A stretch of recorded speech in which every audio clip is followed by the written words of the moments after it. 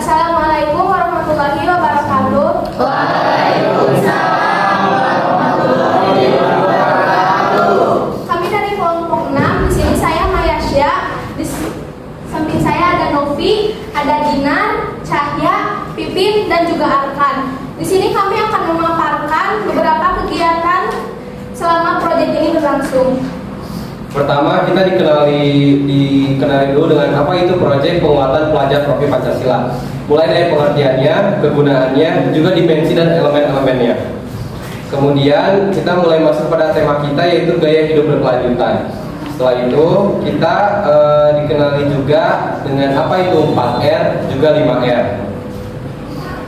Setelah itu kita mulai keluar kelas untuk melakukan pengamatan beberapa lokasi di lingkungan sekolah.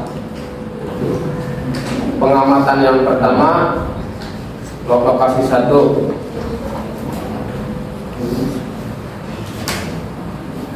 Di lokasi pertama baru saja kita melangkah keluar kelas, di samping kelas khususnya di selokan air.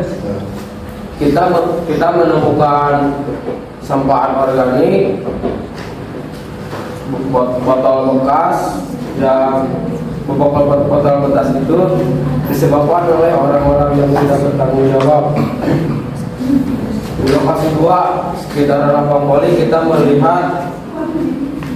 melihat ada tumpukan bekas pembakaran sampah dan pembuangan yang tidak enak dilihat. Seharusnya itu tidak berada di tempat yang aman. Setelah itu di sekitaran empang kita juga melihat banyak sekali sampah dan ada juga sampah yang mengapung di empang. Di lokasi 3, setelah melakukan pengamatan di sekitar lapang poli, kami melanjutkan pengamatan di lorong Lepkom. Di sana kami melihat dan menemukan meja, kursi, dan lemari yang berserakan di lorong. Yang seharusnya meja, kursi, dan lemari ini bisa didaur ulang kembali dan menjadi barang baru. Selanjutnya kami melanjutkan perjalanan pengamatan kami ke lokasi yang keempat, yaitu ke lapang utama. Sebenarnya kondisi ini sangat enak dilihat dengan didampinginya oleh pepohonan yang segar dan pohon yang menjulang tinggi ke atas. Namun sayang sekali masih banyak sampah plastik terutama yang masih berserakan di sekitarnya. Kemudian kita berlanjut ke lapangan rumput. Kami melihat di sana ada atap yang tergeletak begitu saja, yang tentunya itu mengurangi keindahan lapangan tersebut. Dan juga kami melihat di lapangan tersebut terdapat sampah. Memang jika dari kejauhan kita tidak melihat bahwa di situ ada sampah yang berserakan. Tetapi jika kita melihat dari dekat, terlihat jelas ada sampah berserakan di lapangan tersebut. Selanjutnya kami melihat di samping kantin ada tumpukan sampah organik dan anorganik yang membuat siswa tidak nyaman ketika sedang makan di kantin. Setelah itu kami melanjutkan mulai mengamati kembali. Kali ini berfokus pada sampah organik dan anorganik yang masih berserakan di lingkungan sekolah. Penggunaan sampah organik maupun anorganik di sekitar lingkungan sekolah masih banyak digunakan. Hal ini disebabkan karena kurangnya kesadaran dan juga kepedulian siswa terhadap sampah, dan juga pengelolaan sampah yang masih kurang baik. Buktinya masih banyak sampah yang berserakan di sekitar sekolah, diantaranya ada sampah organik. Sampah organik yang satu ada daun kering, ranting pohon, kertas, tisu, biji pohon palem.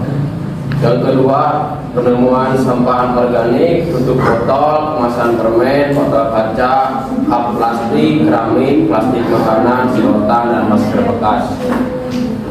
Menanggapi dari permasalahan ini, menurut kami solusi yang baik untuk mengurangi sampah langkah awalnya sudah pasti dari diri sendiri. Contoh sederhananya seperti pada saat meraup pensil, seharusnya dibuang ke tempat sampah, bukan malah berserakan di lantai atau dibuang ke kolong meja. Selain itu, untuk mengelola sampah kita dapat menerapkan 4R, yaitu reuse penggunaan kembali, reduce pengurangan, recycle daur ulang, dan replace mengganti dengan yang lebih ramah lingkungan. Berlanjut pada hari ini, kita ditugaskan untuk mencari solusi bagaimana kita mengurangi sampah organik. Dan kita telah menemukan solusinya, yaitu dengan cara membuat pupuk kompos dari daun. Yang pertama adalah wadah berukuran besar dengan penutup.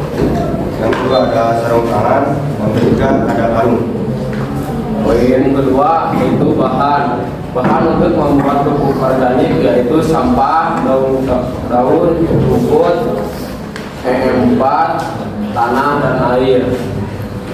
Untuk langkah-langkahnya, yang pertama, kumpulkan sampah organik dedaunan atau rumput ke dalam karung, lalu siapkan alat dan bahan lainnya.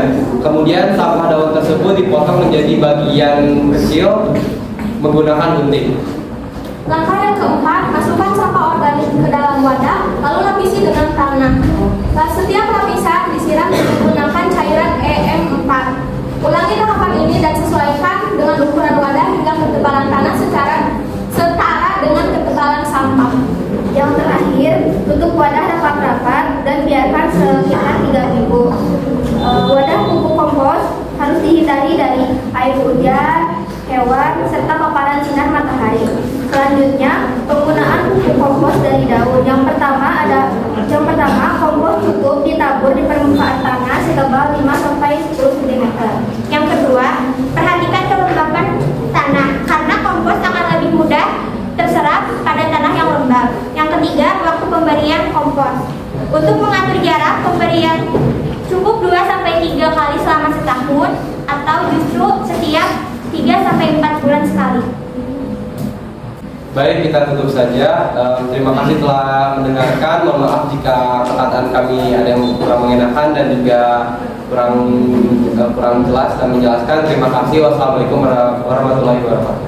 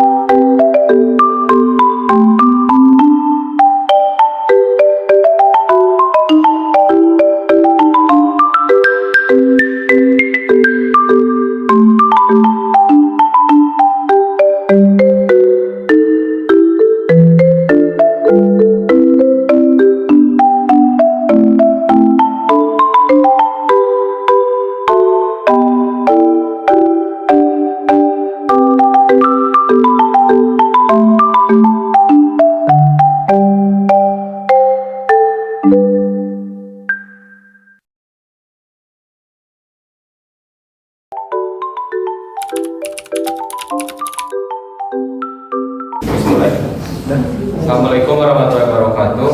Waalaikumsalam warahmatullahi wabarakatuh. Di sini kami akan memaparkan rencana gaya hidup berkelanjutan setelah proyek. Gaya hidup berkelanjutan dapat diartikan dengan gaya hidup yang ramah lingkungan, di mana kita berupaya membuat bumi menjadi lebih baik serta mencegah terjadinya perubahan iklim yang ekstrim. Lalu, apa sih pentingnya gaya hidup berkelanjutan bagi siswa? Pertama, siswa adalah generasi penerus bangsa di masa depan. Jika generasi penerus ini sudah terbiasa melakukan gaya hidup berkelanjutan, masa depan kelestarian lingkungan akan semakin cerah. Kedua, memupuk kecintaan terhadap lingkungan sekitarnya. Maka dari itu, rencana dan solusi mengenai gaya hidup berkelanjutan yang baik menurut kelompok kami ialah yang pertama, bawa bekal makanan sendiri. Dengan membawa bekal makanan sendiri, tidak ada sampah yang dihasilkan sebab tidak perlu membeli makanan kemasan. Yang kedua, memilih sampah. Pihak sekolah dapat menyediakan tempat sampah sekolah sesuai dengan jenis sampahnya agar memudahkan proses pengolahan sampah selanjutnya.